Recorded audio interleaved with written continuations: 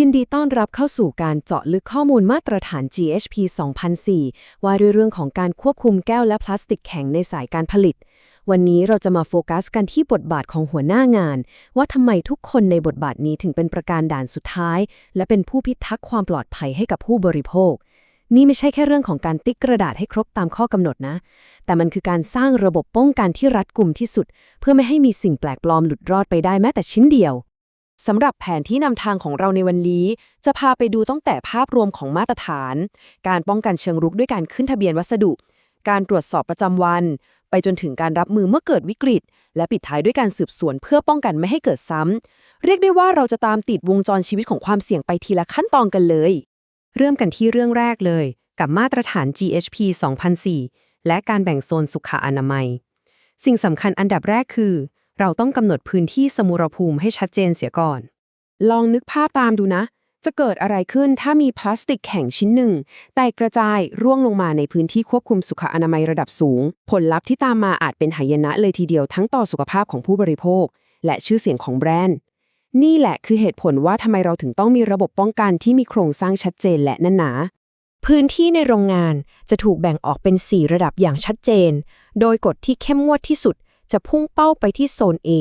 ซึ่งเป็นพื้นที่ High Hygiene หรือโซนที่ผลิตภัณฑ์มีความเสี่ยงจะสัมผัสกับสิ่งแวดล้อมภายนอกมากที่สุด พื้นที่ตรงนี้แหละคือจุดที่ต้องเฝ้าระวังขั้นสูงสุดแบบคลาดสายตาไม่ได้เลย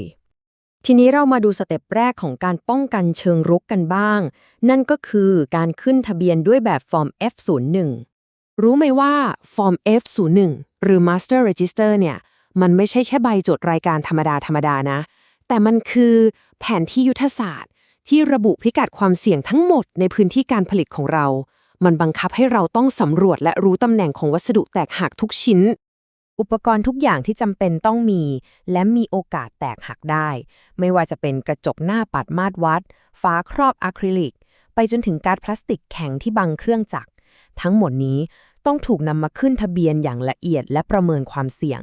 เพราะถ้าเราไม่รู้ว่ามีอะไรซ่อนอยู่ในพื้นที่บ้านเราก็ไม่มีทางควบคุมมันได้เลย เมื่อเรามีแผนที่ความเสี่ยงอยู่ในมือแล้วสเต็ปต่อไปก็คือการลงพื้นที่ลาดตระเวนประจำวัน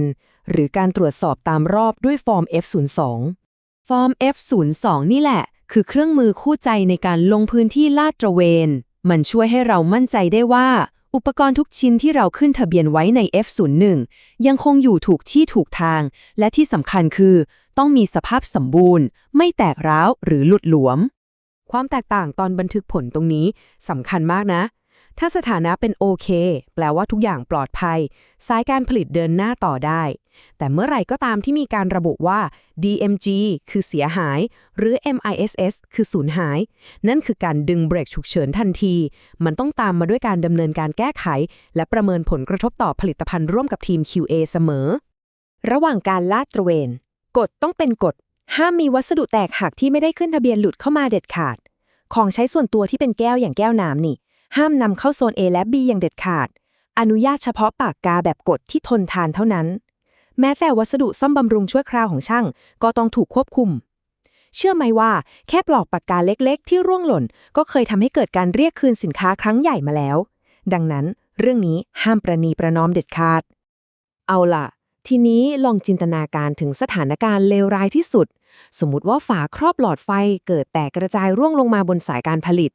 นี่คือจุดที่ต้องงัดเอาการจัดการวิกฤตเชิงรับมาใช้ทันที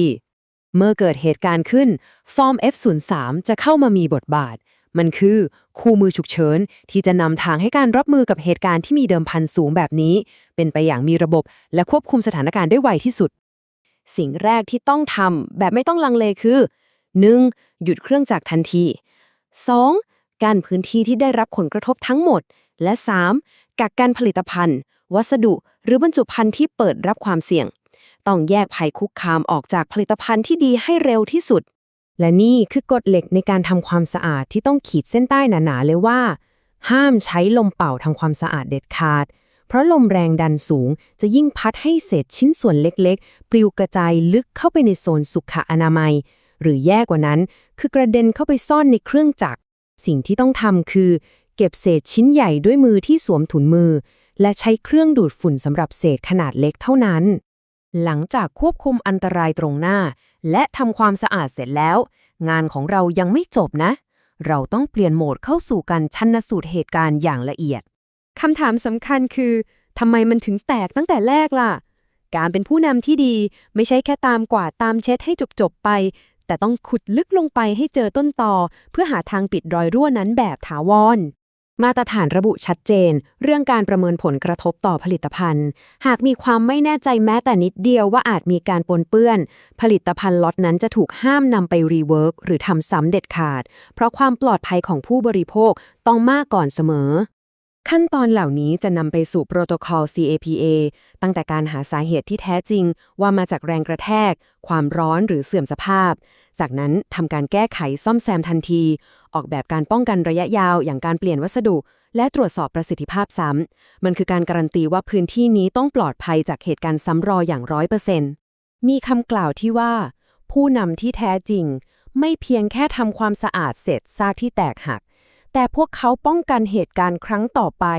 โดยการเป็นโล่กำบังความปลอดภัยให้กับผู้บริโภคนี่แหละคือหัวใจสำคัญของการทำงานนี้การปฏิบัติตามมาตรฐาน GHP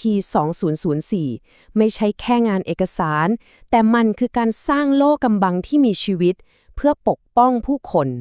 เมื่อการเจาะลึกข้อมูลในวันนี้จบลงคำถามที่อยากฝากไว้ให้คิดต่อก็คือวันนี้โซนสุขอนามัยในความดูแลของเราได้รับการปกป้องอย่างเต็มที่จากภัยแฝงของวัสดุแตกหักแล้วหรือยัง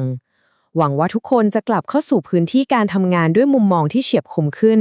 ตื่นตัวมากขึ้นและคอยมองหาความเสี่ยงที่อาจซ่อนอยู่เพื่อยกระดับความปลอดภัยให้สมบูรณ์แบบที่สุด